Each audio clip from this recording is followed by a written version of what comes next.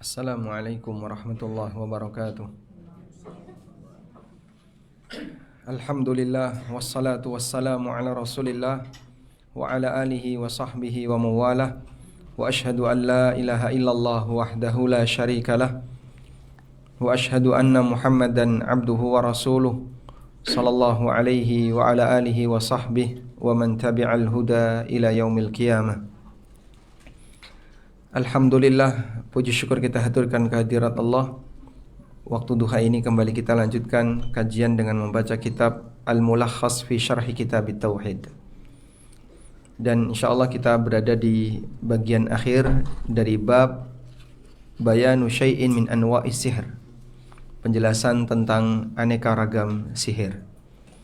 Qala al-musannif rahimahullahu taala, berkata Syekh Muhammad rahimahullah, walin Nasa'i, dan diriwayatkan oleh An-Nasa'i. Riwayat An-Nasa'i dalam Sunan As-Sughra yang disebut dengan Al-Mujtaba. Imam An-Nasa'i rahimahullah memiliki kumpulan hadis namanya Sunan Al-Kubra. Lalu salah satu di antara pejabat pemerintah meminta kepada beliau untuk meringkas Sunan Al-Kubra. Diringkaslah jadi Sunan As-Sughra atau yang disebut dengan Al-Mujtaba. Dan itulah yang dikenal dengan Sunan An-Nasa'i. Sehingga rawahun Nasa'i, riwayat Nasa'i, itu maksudnya adalah riwayat Nasa'i di Sunan As-Sughra atau di kitab Al-Mujtaba. Kalau diriwayatkan oleh An-Nasa'i di Al-Kubra, maka harus disebutkan rawahun Nasa'i fil Kubra, fi Sunan Al-Kubra. Tapi kalau rawahun Nasa'i saja, berarti maksudnya adalah rawahun Nasa'i fi Sunan As-Sughra atau di Al-Mujtaba. Dari hadis Abu Hurairah radhiyallahu anhu, beliau mengatakan, di sini tidak disebutkan apakah sabda Nabi sallallahu alaihi wasallam ataukah perkataan Abu Hurairah. Karena di sini tidak ada perkataan anin Nabi sallallahu alaihi wasallam, hanya penyebutan min hadits Abu Hurairah radhiyallahu anhu. Man aqada uqdatan thumma nafatha fiha faqad sahara. Barang siapa yang membuat ikatan, thumma nafatha fiha, kemudian disembur. Nafatha itu tiupan yang diiringi dengan titik-titik air ludah. Bahasa kita disembur. Thumma nafatha fiha, kemudian disembur ikatan tadi. Faqad sahara, berarti dia telah melakukan sihir. Wa man sahara faqad asyraka, dan siapa yang melakukan sihir berarti dia telah berbuat syirik. Wa man ta'allaqa syai'an wukila ilaih, dan siapa yang terlalu bergantung kepada sesuatu, wukila ilaihi, maka dia akan diserahkan kepada sesuatu itu. Hadis riwayat An-Nasa'i. Walil juz'il akhir minal hadis syawahid, untuk penggalan terakhir dari hadis, yaitu kalimat wa man ta'allaqa syai'an wukila ilai.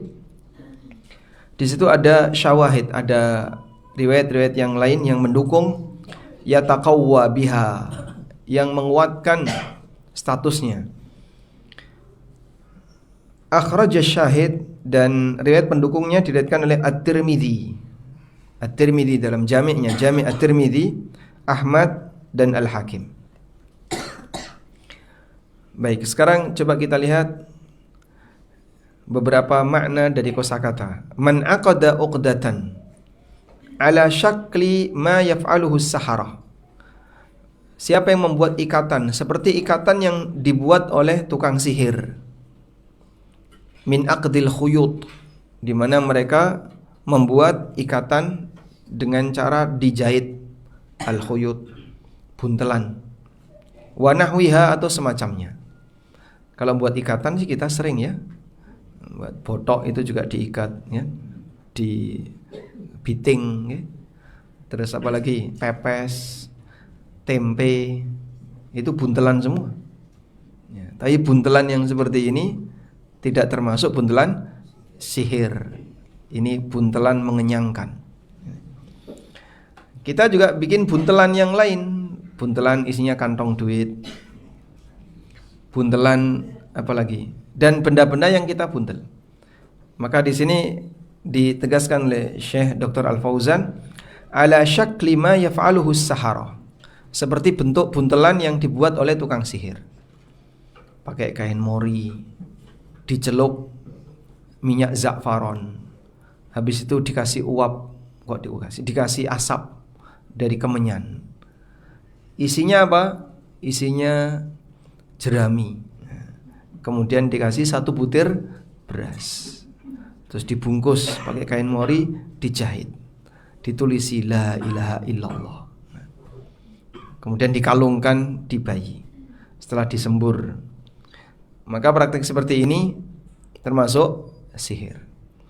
Itu Pak, ada tulisan la ilaha illallah. Tulisan la ilaha illallah kalau tujuannya untuk syirik sangat mungkin. Sehingga jin tidak takut hanya sebatas tulisan.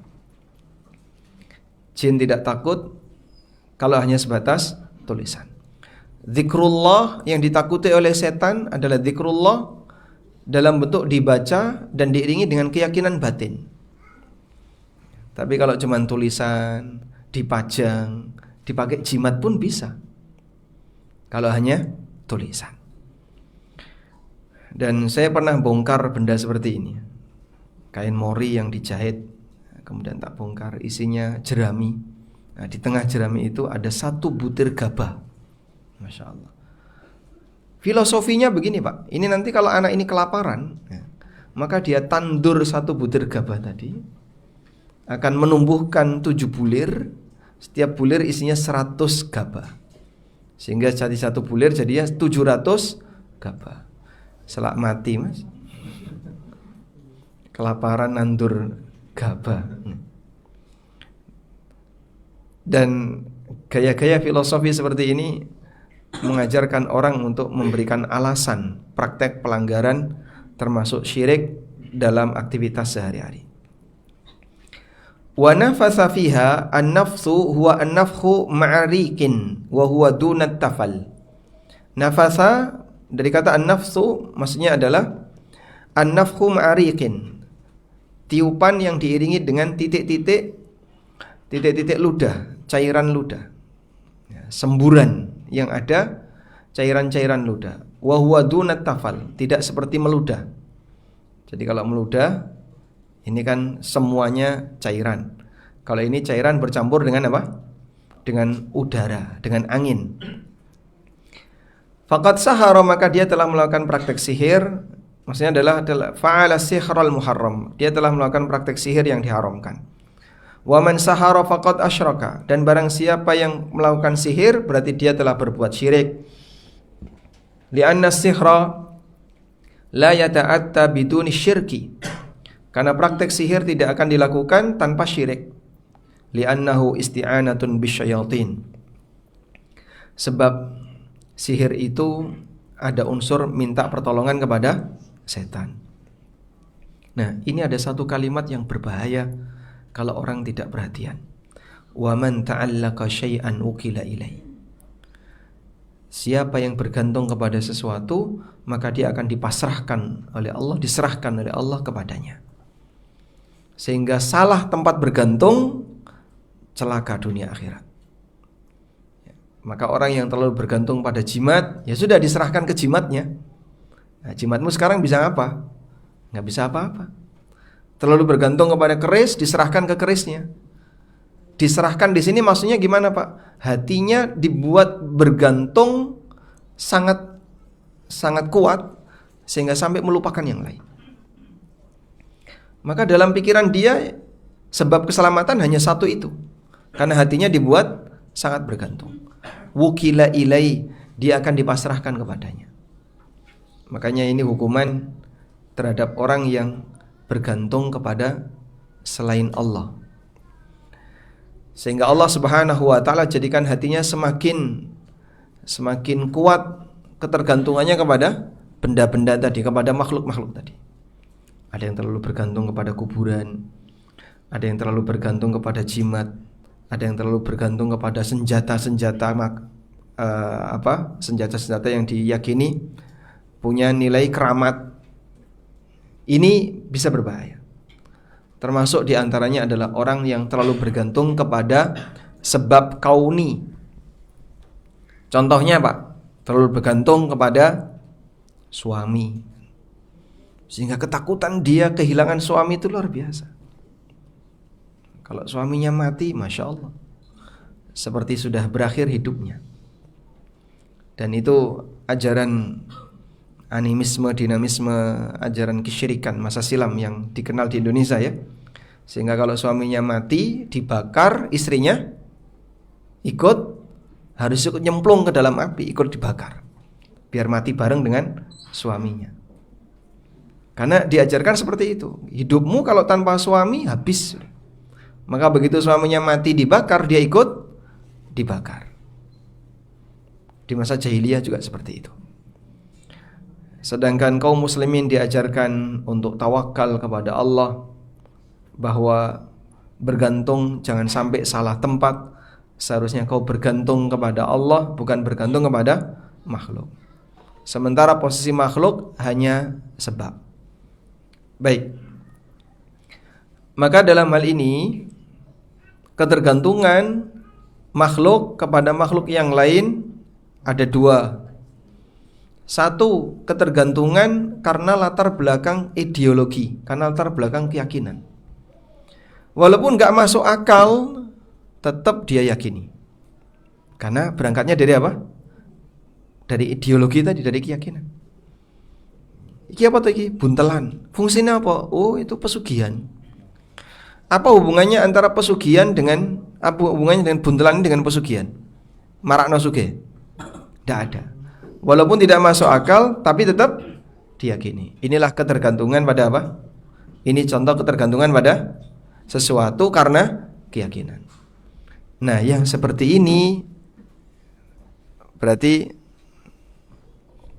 yang seperti ini termasuk memanfaatkan jimat dan hukumnya syirik asghar. Karena jimat itu nggak ada hubungannya dengan kondisi real yang ada di lapangan. Sebentar, ini kayaknya perlu dipegangi begini. Oke. Selanjutnya, ada ketergantungan kepada sesuatu tertentu yang masuk akal. Sehingga dia bukan karena latar belakang ideologi, tapi karena latar belakang kebutuhan. Contoh, ketergantungan pada nasi. Mas, seneng nasi nggak mas? Seneng, insya Allah. Apakah tergantung pada nasi? Nek durung kecekel sego, durung madang. Walaupun sudah burjo sekilo misalnya. Walaupun sudah makan ini. Kalau dia belum sampai makan nasi, maka orang kita menyebutnya apa? Belum makan. Wis sarapan durung? Durung. Lah mau mangan apa? Ayo telo setengah kilo. Telo setengah kilo kok durung sarapan. Karena belum makan nasi. Nah, itu contoh ketergantungan karena kebutuhan. Orang kita memang sangat butuh nasi. Maka ketergantungan dia kepada nasi besar. Boleh nggak seperti ini Pak? Syirik nggak ini Pak? Syirik atau tidak? Nggak syirik ya? Nah, itu ada orang yang menyamakan antara ketergantungan pada jimat dengan ketergantungan pada nasi. Ngapain sih mempermasalahkan jimat? Repot amat. Sehingga bagi dia mau jimat nggak pakai jimat sama saja. Sebagaimana kamu punya ketergantungan kepada nasi, kita tergantung pada jimat, biarin aja. Yang penting jimat itu punya fungsi sesuai dengan keyakinannya.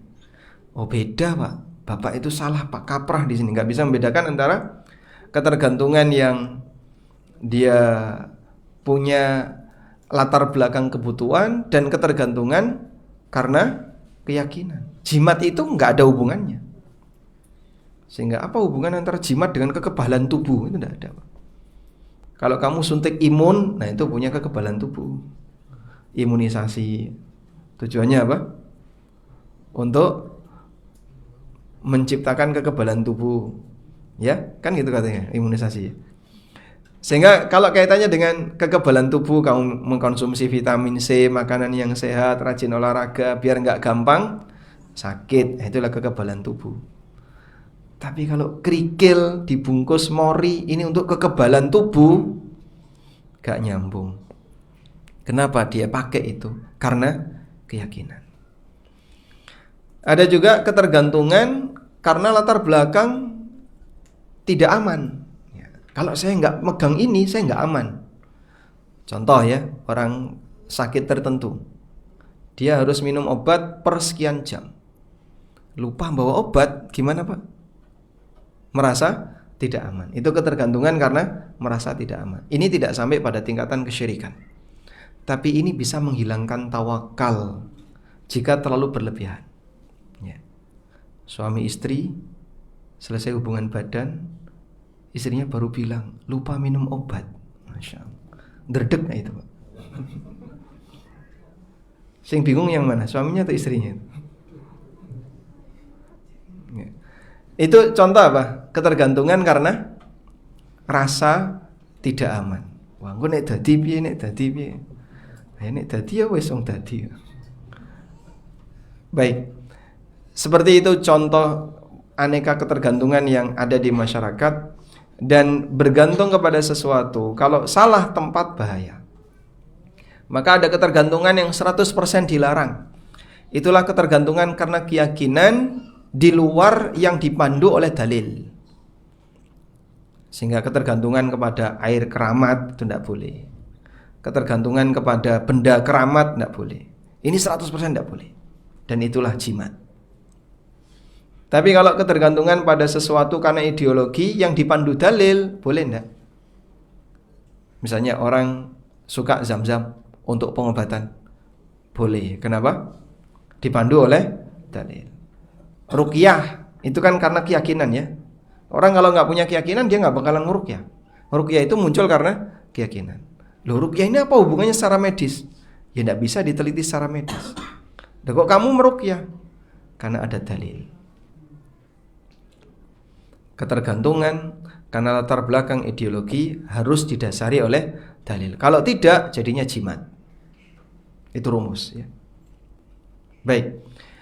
Yang berlebihan kepada yang sesuai dalil, yang berlebihan yang sifatnya kauni, misalnya ketergantungan pada obat dan seterusnya, ini dilarang. Dan Nabi SAW masih peringatan, man ta'allaka syai'an wukila ilaihi. Barang siapa yang bergantung kepada sesuatu, maka dia akan dipasrahkan kepada sesuatu itu. Baik, coba kita buat kesimpulan lagi ya. Kita akan bahas tentang ketergantungan. Ketergantungan manusia kepada makhluk. Ketergantungan manusia kepada Allah, apa hukumnya? Wajib. Ini tawakal. Dan tawakal hukumnya wajib. Yang kedua, ketergantungan makhluk kepada makhluk yang lain. Ada dua. Satu, ketergantungan makhluk kepada makhluk yang lain karena latar belakang keyakinan, ideologi. Ini dibagi dua. Pertama, ada dalilnya, ada panduannya. Yang kedua, tidak ada panduan. Yang ada panduannya boleh dilakukan. Seperti pakai zam-zam untuk berobat. Kemudian apa lagi? Meyakini bahwa ruqyah itu bisa membantu penyembuhan. Seperti ini boleh. Inilah yang dimaksud ketergantungan karena apa tadi? Keyakinan, tapi ada panduan dalil. Beda dengan ketergantungan karena keyakinan yang tidak ada panduan dalil. Nah, kalau yang seperti ini hukumnya haram mutlak. Dan itulah jimat. Selanjutnya, ketergantungan karena kebutuhan atau karena rasa takut. Untuk ketergantungan yang kedua seperti ini boleh, tapi tidak boleh melebihi batas tawakal. Terlalu bergantung pada obat, bergantung kepada makanan tertentu. Aku nek durung sego iku wiwilen, Mas. Gemeteren. Sehingga tiap hari harus makan nasi. Nah, yang seperti ini diperbolehkan dengan syarat tidak melebihi batas tawakal. Kamu kalau nggak makan nasi gimana? Stres saya, sampai nggak bisa tidur, jantung saya berdebar-debar keras, gemeteran. Itu berlebihan ini. Apa namanya? Penyakit ketakutan, anxiety. Penyakit anxiety yang berlebihan sampai membuat dia mengalami paranoid, ya. Nah, seperti ini hilang tawakal. Dan itu celaan yang diberikan oleh Allah Subhanahu wa taala kepada kaum muslimin ketika mereka pada saat perang terlalu bangga dengan kelengkapan senjata dan jumlah pasukan, sampai membuat mereka ujub, dan itu lawan dari tawakal. Baik, wa man ta'allaqa syai'an wukila ilaih, barang siapa yang bersandar kepada selain Allah, maka dia akan dipasrahkan kepadanya. Bentuknya gimana? Hatinya dibuat terlalu bergantung kepada sesuatu itu, dan itu bahaya. Akhirnya Allah tidak menolongnya. Maka tolong diwaspadai ya. Ini masalah hati. Ketergantungan terhadap harta yang berlebihan, ketergantungan kepada sosok tertentu yang berlebihan, itu bisa dihukum oleh Allah dengan cara seperti ini. Kita akan baca makna hadis ijmalan. Tafadhali. Bismillahirrahmanirrahim. Wassalatu wassalamu ala Rasulillah. Qala al-mu'allifu hafizahullahu ta'ala.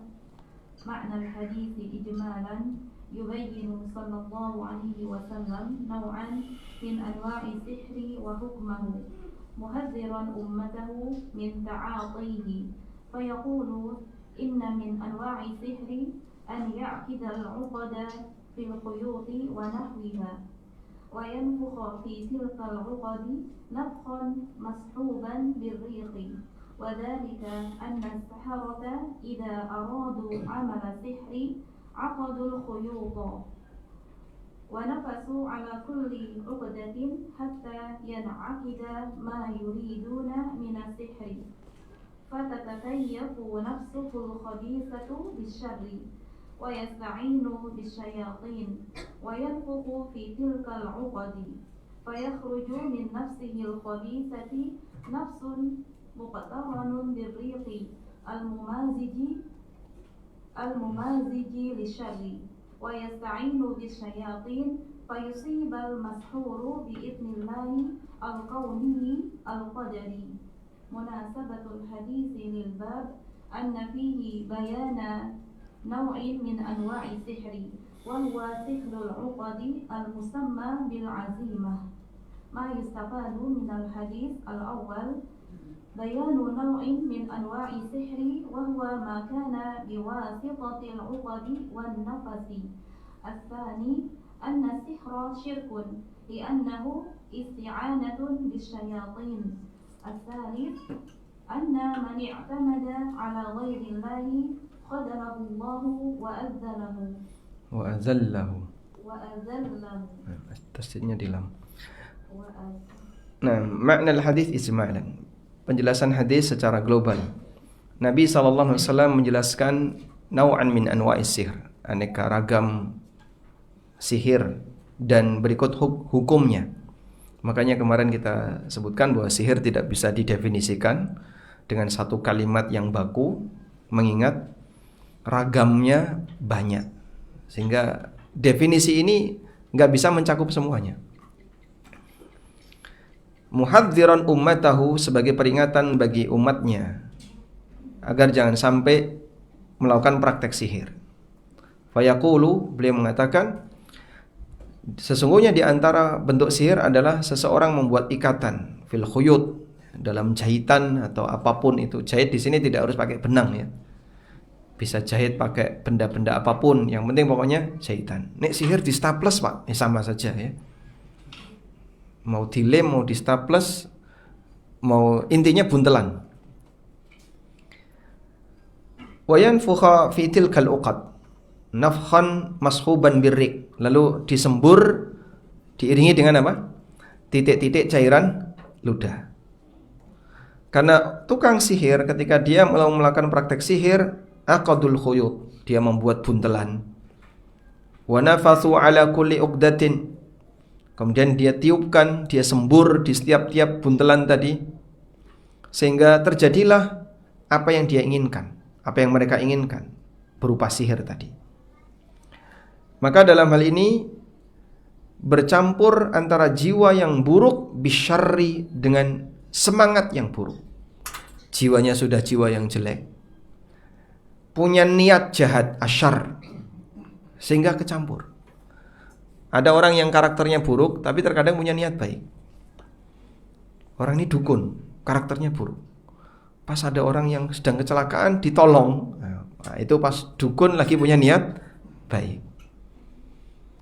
Tapi di saat dukun ini sedang beraksi untuk nyihir orang, jiwa buruknya diliputi dengan niat jahatnya.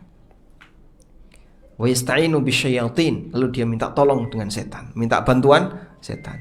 Maka keburukan 3 bertumpuk jadi 1. Lapis pertama adalah karakter buruknya, penjahatnya. Dia punya karakter jahat. Lapis yang kedua, keinginan dia untuk berbuat jahat. Lapis yang ketiga, pertolongan setan yang jahat. Lalu dia tiupkan, dia semburkan di ikatan tadi. Fayakhruju min nafsihil khabith, maka keluarlah dari jiwa buruknya tadi nafasun muqtarinun birrik, sebuah tiupan, semburan yang diiringi dengan titik-titik air ludah, al-mumazij lisyarri, yang bercampur dengan asyar, dengan niat jahat dalam hatinya. Ini Syekh Fauzan seperti menjelaskan ramuan makanan ya. Racun ya, dicampur dengan nanah, ditambah dengan ludah, dikasih darah. Wa yasta'inu bisyayatin, kemudian dia minta bantuan setan. Fayusibal mashura, sehingga mengenai al-mashura, orang yang disihir, biiznillah, dengan izin Allah, melalui kekuatan jahat yang ada dalam dirinya. Hatinya jahat, ditambah dengan keinginan besar untuk berbuat jahat, diiringi dengan semangat yang jahat, dibantu penjahat. Jadilah kekuatan jahat, energi hitam. Terus kok bisa mengenai, Pak? Ya, sebagaimana umumnya penyakit. Jadi dia menularkan penyakit tapi dengan cara tidak kelihatan. Kalau penyakit itu kita sepakat sebagai keburukan. Misalnya orang kena COVID ya, dia punya virus. Virus ini keburukan ya. Kemudian virus itu disebarkan ke orang lain dengan cara dia ludahi orang lain, disembur orang lain, dia nyembur orang lain. Virus itu masuk melalui droplet namanya. Apa itu? Droplet ya. Melalui bintik-bintik cairan yang terbang di udara, dihirup, lalu tertularlah virus tadi. Nah, kurang lebih seperti itu. Sehingga para ulama mengatakan sihir itu sebagaimana penyakit. Maka tidak heran kalau Nabi SAW tersihir, sebagaimana orang bisa kena sakit, karena beliau itu manusia sebagaimana yang lainnya. Sehingga kok seorang Nabi tersihir, Pak? Ya sebagaimana Nabi bisa sakit, sebagaimana manusia bisa sakit.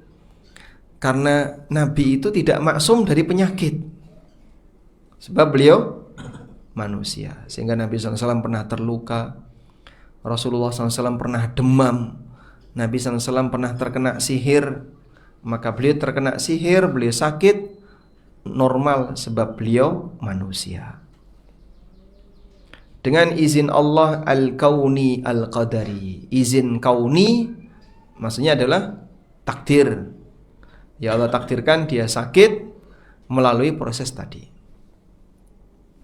Karena Allah Maha Kuasa untuk menghindarkan para hambanya dari semua potensi bahaya. Tapi terkadang hambanya itu melakukan sesuatu yang berbahaya. Misalnya ya, saat Nabi Yusuf alaihissalam diajak oleh saudara-saudaranya, Yakub itu kan sudah punya firasat nggak baik terkait saudaranya Yusuf. Ini pasti mau mencelakakan adiknya ini. Tapi kenapa tetap diizinkan? Liyaqdiyallahu amran kana maf'ula. Allah takdirkan itu terjadi agar nanti ada takdir-takdir yang lain terjadi. Liyaqdiyallahu amran kana maf'ula. Allah putuskan agar nanti ada takdir-takdir yang lain yang akan terjadi. Sehingga perjalanan panjang yang dialami oleh Yusuf diawali dari ketika Nabi Yakub mengizinkan anak-anaknya untuk membawa Yusuf. Padahal Yakub sudah punya firasat yang enggak baik. Walaupun Yakub yakin, Yakub punya keyakinan, kalaupun Yusuf hilang, pasti dia akan kembali. Karena mimpinya sudah diceritakan kepada ayahnya. Sehingga saat Yusuf di waktu kecil bermimpi melihat apa?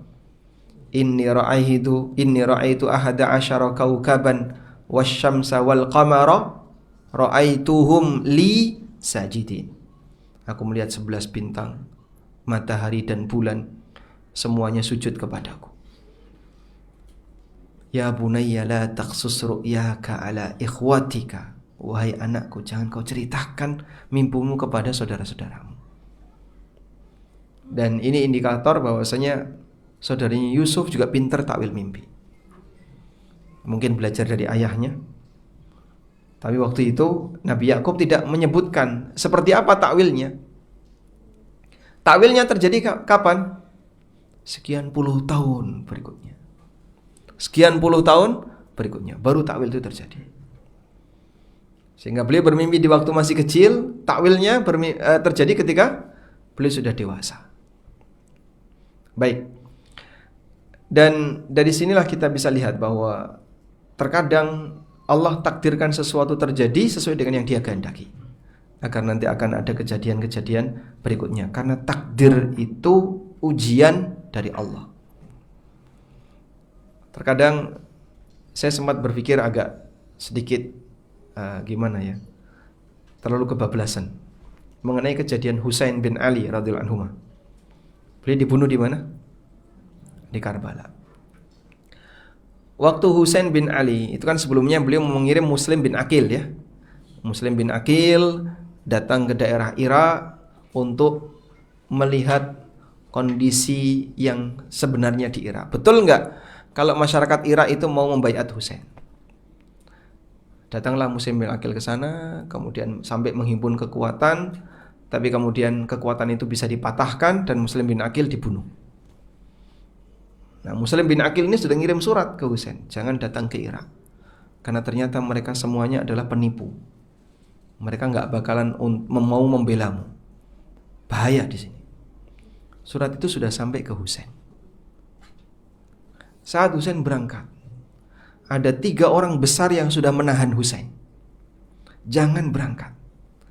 Ibnu Abbas, Ibnu Umar, dan siapa? Satu lagi, Ahmad bin Khalil Al-Farahidi. Kalau ini kan tabi'in ya. Sekelas Ibnu Abbas dan Ibnu Umar, jauh lebih senior dibandingkan Husain. Itu ditolak sama Husain. Pokoknya harus tetap berangkat. Sehingga nasihat orang-orang besar sekelas Ibnu Umar, sekelas Ibnu Abbas tidak digubris sama Husain. Sampai akhirnya Husain terbunuh. Dan dari pembunuhan Husain kan muncul Syiah. Dari pembunuhan Husain muncul Syiah. Sekte Syiah muncul melalui atau dari salah satu latar belakangnya adalah pembantaian Husain. Akhirnya kita sempat berpikir, kenapa Husain kok berangkat? Liyaqdiyallahu amran kana maf'ula. Allah tidak takdirkan sesuatu yang itu akan menjadi awal mula munculnya takdir-takdir berikutnya sampai kiamat. Sehingga terjadi ketegangan antara Muslim ahlu sunnah dengan Syiah sepanjang sejarah agama kaum muslimin, dari mulai masa itu sampai masa sekarang.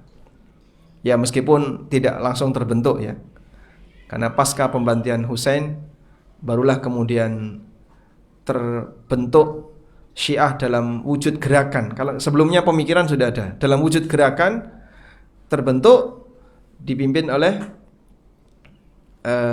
Mukhtar Ats-Tsaqafi.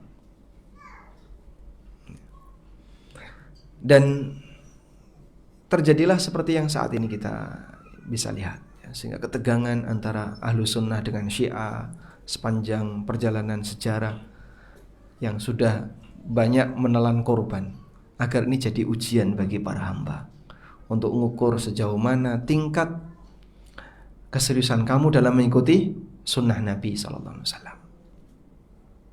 Baik.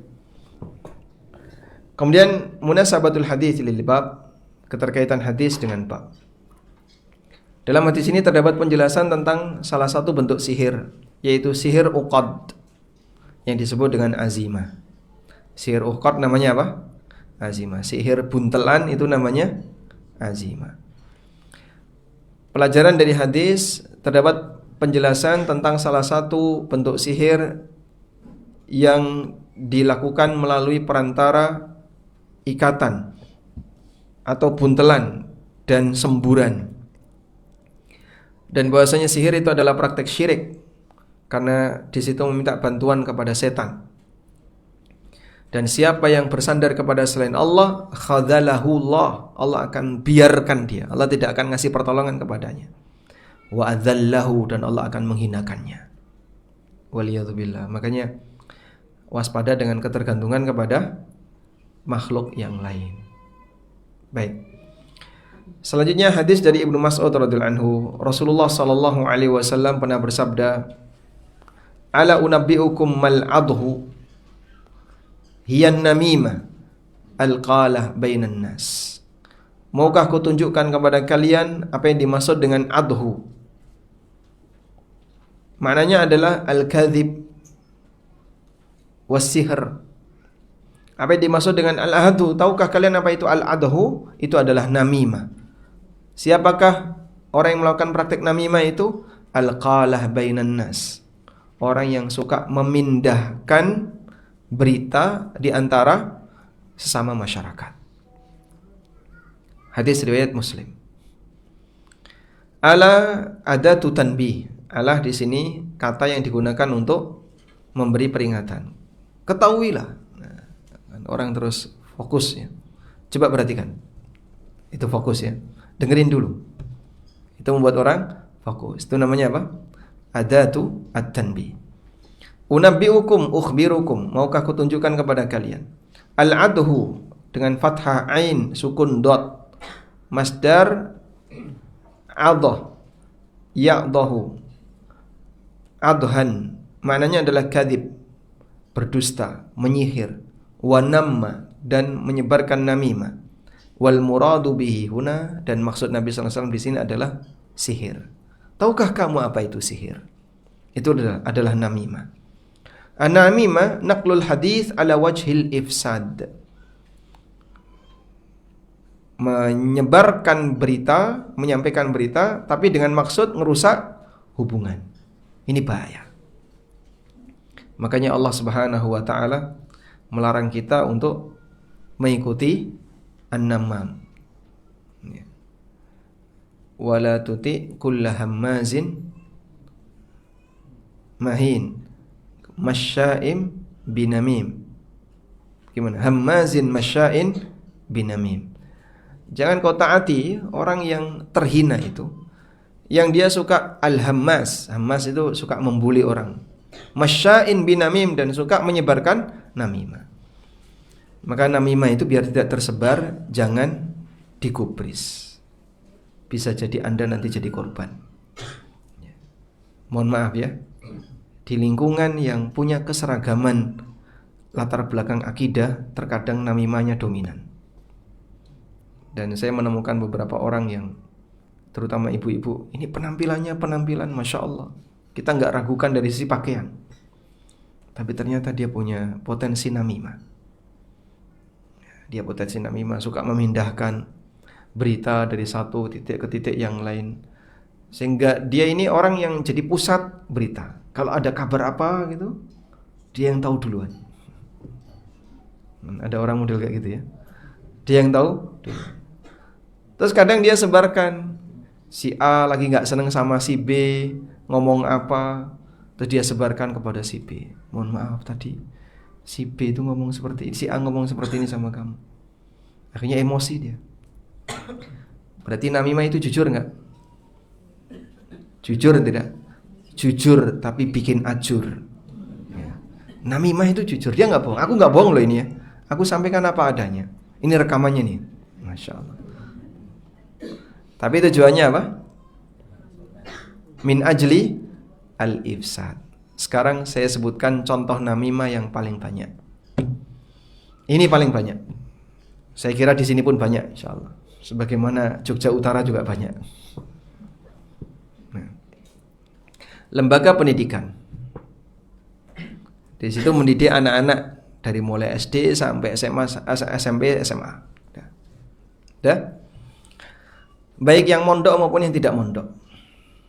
Lalu ini anak cerita tentang sesuatu yang ada di pondok. Namanya anak ketika cerita, harapan dia apa? Cari pembelaan. Harapan dia cari pembelaan. Ketika dia sudah mencari pembelaan, maka dia akan selalu berada di posisi pasti, jadi sebagai korban. Dia sebagai korban. Entah korban temannya, korban kebijakan pondoknya, atau korban gurunya. Itu yang. Ya? Akhirnya dia cerita ke orang tua. Dalam posisi dia sebagai korban. Orang tua tidak memfilter semua cerita itu, ditelan apa adanya. Lalu orang tuanya emosi, kemudian ngelabrak pondoknya. Pondoknya nggak terima, nggak ada kejadian seperti ini. Akhirnya pondoknya bales, kemudian menyerang orang tua tadi. Akhirnya mereka saling menyerang. Siapa yang adu domba? Santrinya. Dan itu banyak sekali. Maka santri pondok punya potensi namimah, karena dia ingin meminta pembelaan kepada orang tuanya, dan orang tua yang tidak bijaksana menelan berita dari anaknya mentah-mentah. Dan terkadang mohon maaf, pelakunya mereka yang sudah lama ngaji. Ini saya kadang sampai berpikir, akalnya orang ini taruh mana gitu. Masa kayak gini dipercaya? Mbok, kamu pikir dulu. Sehingga istilah tasabbut nggak berlaku. Tasabbut terhadap berita nggak berlaku. Masa anak saya bohong? Ya, kalau memang anakmu pembohong, kenapa masa anaknya bohong? Dan orang kalau sudah nggak betah dengan tinggal di pondok, ceritanya cerita semua yang negatif tentang pondok. Padahal nggak ada seperti itu. Ya, makanya mungkin tolong diwaspadai ya, Bapak Ibu sekalian, baik yang kelihatan maupun tidak kelihatan. Terkait kasus seperti ini, adanya potensi namimah yang disemburkan oleh anak-anak kita. Oleh karena itu, kalau dapat berita seperti itu ya jangan langsung ditelan. Tanyakan kepada yang bersangkutan, kejadiannya gimana. Yang berwenang, misalnya pihak pondok atau ustadz yang Anda anggap insya Allah beliau bisa menilai dengan baik. Selesaikan dengan cara kekeluargaan. Jangan langsung emosi yang bicara. Al-qalah kathratul qaul wa iqa'ul khusuma bainan nas. Al-qalah artinya banyak ngomong, yang suka menyebarkan khusuma bainan nas, perdebatan di antara manusia, sengketa di antara manusia, sehingga memindahkan berita dari satu tempat ke tempat yang lain. Manal ijmali, Nabi SAW hendak mengingatkan kepada umatnya tentang orang yang berusaha memindahkan berita dari sebagian orang ke sebagian yang lain dengan maksud ala wajhil ifsad, untuk merusak hubungan. Itu bisa terjadi pada suami istri, antara menantu dengan mertua, gara-gara istri, sehingga menantu dan mertua diadu oleh istrinya. Kamu tadi ngomong apa ke bapak? Saya ngomong kayak gini. Emosi dia. Kemudian kamu tadi ngomong apa sama suamimu? Saya ngomong kayak gini. Emosi, saling emosi. Akhirnya bapak mertua sama menantunya berantem. Siapa yang tepuk tangan? Bojone tepuk tangan. Faftataha hadithahu bisighatil istifham. Kadang dia mulai pembicaraan itu dengan kalimat tanya. Tahu enggak? Kamu udah tahu enggak kayak gini? Ada apa? Dipancing-pancing ya. Saya enggak mau cerita. Loh, kok mbok diceritane ra apa-apa. Saya enggak mau cerita, ini rahasia. Lah, kenapa tadi dipancing kalau itu rahasia?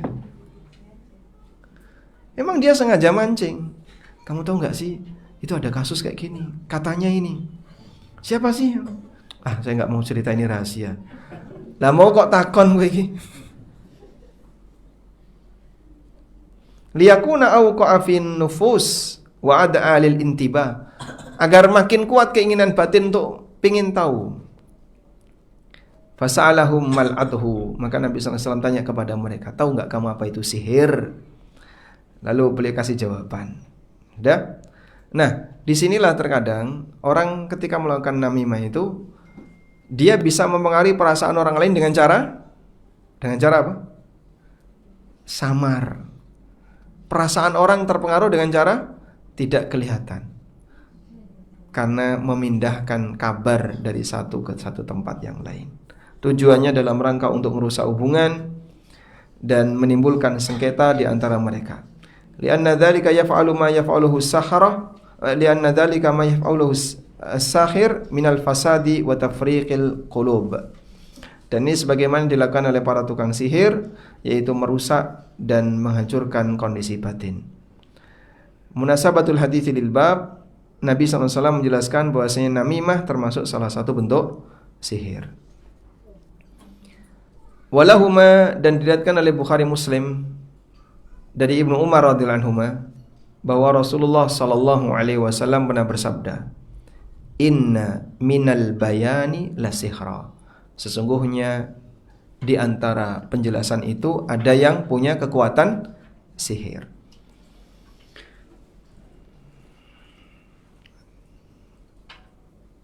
Atau sebelumnya ma yustafadu minal hadis, pelajaran yang bisa kita ambil dari hadis tentang namimah tadi ya. Bahwasanya namimah termasuk salah satu di antara bentuk sihir. Karena ini seperti yang dilakukan oleh tukang sihir, yaitu at-tafriq bainal qulub, merusak hubungan hati manusia sehingga orang bisa saling membenci. Wal ifsad bainan nas, merusak hubungan sama masyarakat. Bukan karena namam, bukan karena orang namimah itu ya'khudhu hukmas sahir, dihukumi sebagai penyihir min haitsul kufri wa ghairihi, dalam arti dia sama-sama kafir atau boleh dibunuh sebagaimana hukuman tukang sihir.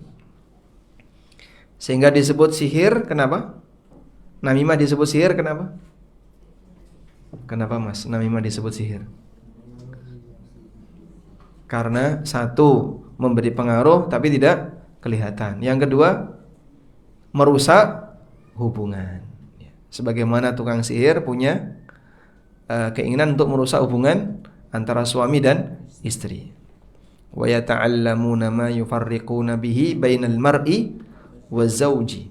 Mereka mempelajari sihir yang memisahkan antara seseorang dengan istrinya.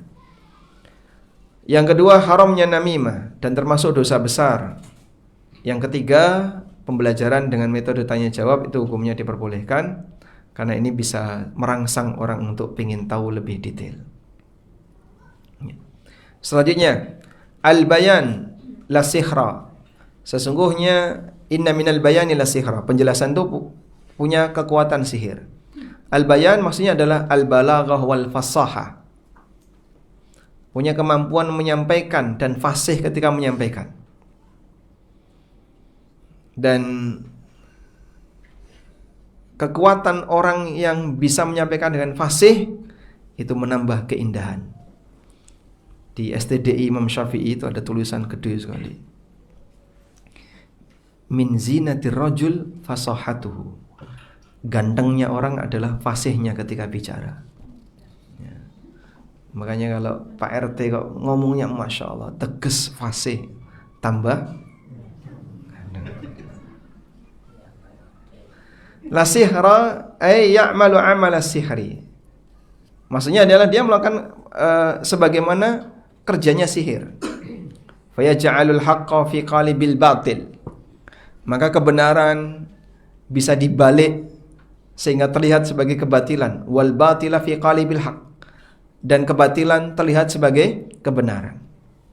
Fa yastamilu qulubal juhal. Maka hati orang-orang bodoh condong kepadanya. Iki wis cetok-cetok salah saya dibelo. Dan pakai apa? Pakai alasan logika dengan menggunakan kata-kata sampai membuat orang tertarik untuk mengikutinya. Membela rokok itu kan Masya Allah, karena rokok terlalu sering diserang, akhirnya mereka yang sering rokok ya, Itu berusaha untuk membela rokok. Makna global dari hadis, Nabi SAW menjelaskan salah satu bentuk sihir yaitu al-bayan, al-mutamatsil fil fasaha wal balagha. Yang di situ maksudnya adalah mewakili kefasihan dan kemampuan balagha.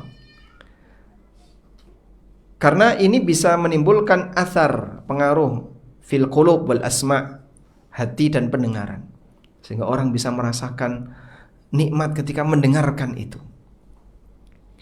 Bahkan sampai yusawwirul haqqa fi suratil batil, dia bisa menggambarkan kebenaran sehingga terlihat kebatilan, dan menggambarkan kebatilan sehingga terlihat sebagai kebenaran, sebagaimana dilakukan oleh tukang sihir. Wal muradu, sehingga yang dimaksud di sini adalah dhammu hadzan naw' minal bayan, celaan model penjelasan semacam ini, yalbisul haqqa bil batil wa yumawwihu 'ala sami', di mana dia mencampurkan antara kebenaran dengan kebatilan sehingga menipu pendengar. Bagi yang tidak hati-hati dan waspada, tertipu. Dai ini viral, semua orang menyangka ahlu sunnah. Belakangan kelihatan, oh ternyata dia menyimpang. Awalnya dulu semua orang menyangka ahlu sunnah. Belakangan ketahuan, oh ternyata dia sufi. Munasabatul hadits lil bab, keterkaitan hadis dengan bab ini. Dalam hadis ini terdapat penjelasan tentang salah satu bentuk sihir, yaitu al-bayan. Pelajaran dari hadis, ada salah satu bentuk sihir yaitu al-bayan alladzi fihi tamwihun wa talbisun, yang di situ berisi penipuan dan membuat sesuatu jadi talbis, samar. Dhammu hadzal naw' minal bayan, celaan model penjelasan semacam ini. Ammal bayanul ladzi yuwaddihul haqqa, adapun penjelasan yang tujuannya untuk semakin menampakkan kebenaran dan mempengaruhi orang untuk mengikuti kebenaran, kemudian menampakkan kebatilan sebagai kebatilan, maka praktik seperti ini termasuk mamduhun, sesuatu yang terpuji. Sehingga penjelasan dengan hasil bahwasanya kebenaran makin tampak, ini adalah penjelasan yang terpuji. Wallahu a'lam. Baik, mungkin itu yang bisa kita sampaikan.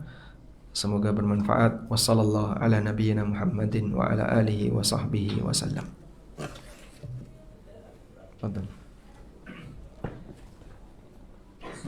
Assalamualaikum warahmatullahi wabarakatuh. Waalaikumsalam warahmatullahi wabarakatuh. Assalamualaikum. Barakallahu fiik. Boleh sangat bergantung dengan bergantung yang sangat dalam, mengambil sebab syar'i. Misalnya kalau tidur tidak ruqyah, mandiri dulu dengan membaca 3 qul, rasanya ada kekhawatiran diganggu setan atau mimpi buruk. Bagaimana yang seperti ini, Ustaz? Apa yang harus ditanamkan di hati agar selalu tergantung pada Allah? Jazakallahu khairan. Jadi semua itu adalah sebabnya. Sebab itu ada sebab syar'i, ada sebab kauni. Sebab kauni seperti Anda kedinginan pakai selimut, Anda tidur pakai AC biar nggak kepanasan, dan seterusnya. Itu sebab kauni. Nah, ketergantungan kepada sebab kauni hukumnya boleh, tapi tidak berlebihan. Sebab syar'i, doa. Doa ini sebagai bentuk upaya tawakal kepada Allah. Sehingga setelah berdoa kan dia minta kepada Allah, maka dia pasrahkan hasilnya kepada Allah.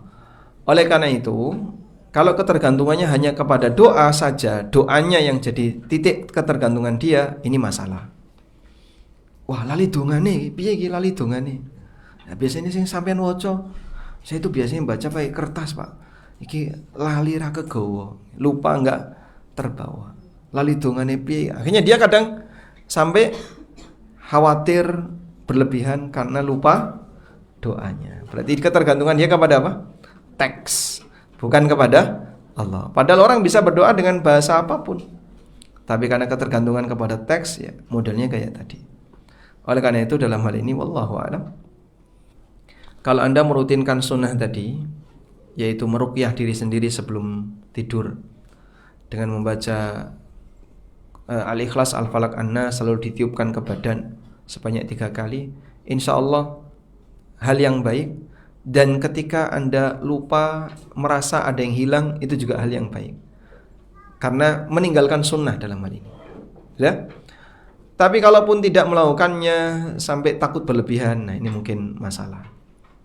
Maka arahkan, saya merasa ada yang hilang karena tidak melakukan sunnah. Namun jangan sampai ada ketakutan berlebihan ketika tidak melakukan itu sesekali. Wallahu a'lam. Pertanyaan kedua, Ustaz. Bismillah. Assalamualaikum. Barakallahu fiik. Izin bertanya, Ustaz, apa hukumnya menerima hadiah undian dari bank di mana kita menjadi nasabah bank tersebut? Ada kasus fulan menerima hadiah undian dari bank berupa sebuah motor Fulan tidak punguti biaya apapun, hanya membayar untuk mengurus surat-surat motornya di kepolisian.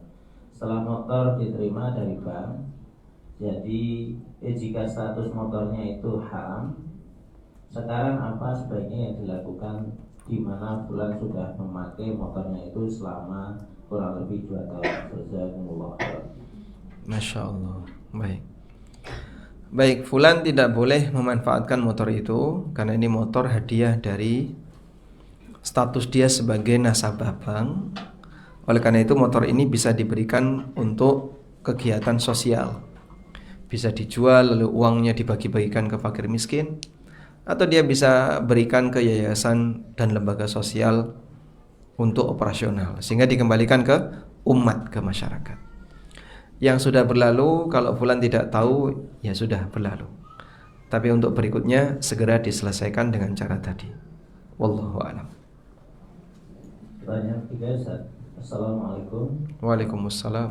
Assalamualaikum, Ustaz. Afwan mau tanya, qadarullah ada teman tanpa sengaja terjerat riba. Beliau ingin taubat. Beliau mendengar kabar bahwa Ustaz Ami ada komunitas yang membantu orang-orang yang terjerat riba. Bisa minta tolong info tersebut, jazakumullah khairan. Baik, saya sampaikan infonya ya sekarang. Komunitas itu sudah bubar. Nah, itu info terakhirnya. Jadi yang dulu ada komunitas namanya IBR, Indonesia Bersih Riba, itu sudah bubar komunitasnya. Ini info penting ya.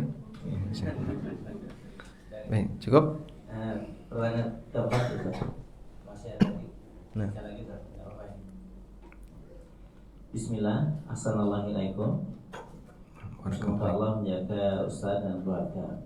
Amin. Walakum bimithlin. Apa Ustaz, izin bertanya, bagaimana kalau ada teman yang memberi pengaruh agar terjadi kebencian kepada satu orang dan orang yang satunya untuk memisahkan mereka? Apakah boleh kita jauhi teman seperti itu? Dan untuk memberi peringatan dengan orang tersebut, kita jaga jarak agar dia paham kalau perbuatan yang dia lakukan adalah perbuatan buruk. Jazakumullah khairan. Ya, ya, sebagaimana yang tadi disampaikan dalam pertanyaan. Kalau emang Anda yakin ini pengaruh buruk, ngajak bermusuhan dengan orang lain, maka sebaiknya Anda tidak ikuti. Tapi kalau ngasih pertimbangan sesuai real ya, agar jangan dekat-dekat dengan orang tertentu yang dia punya potensi jahat, ya silahkan. Itu mimbabi tanasuh, dalam rangka memberi nasihat. Nah, di titik inilah yang jadi benang paling samar yang dipakai antara ini tahdzir ataukah bukan tahdzir. Ini kejadian masa silam yang pelakunya sudah banyak kecapean terus tobat. Alhamdulillah.